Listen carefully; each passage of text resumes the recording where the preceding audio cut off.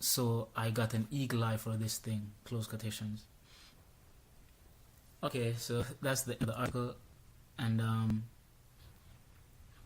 I'm siding with Roseann Barr, even though she comes off as a racist and mean to black people, but it doesn't matter where the truth is coming from. It is the truth.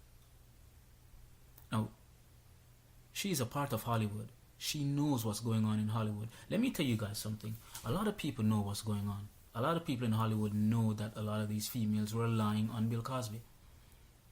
A lot of females know, even the everyday females in our communities know that many of these females accuse R. Kelly of shit.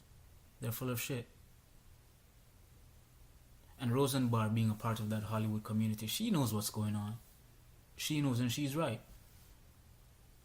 If a guy comes on to you and you're not with that, you're not giving him consent, why would you stay in the room? Why don't you run out?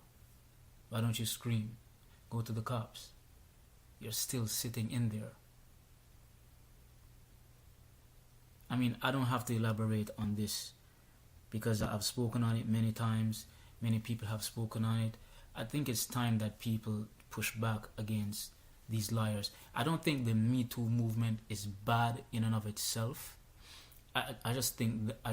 What I think is bad is that it opens the gate for liars and opportunists.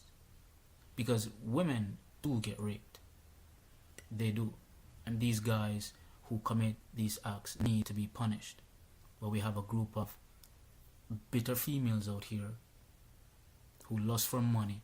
They're using this as a tool to railroad men and get money from them. That's the problem I have with Me Too. That's my only problem. That's my only problem. And the fact that Tarana Burke says she's only going after black men. I have a problem with that too. But I agree with Roseann Barr. These females are exchanging sex for money. They're hoes. They are hoes. Anyway, that's it for me. I'm out.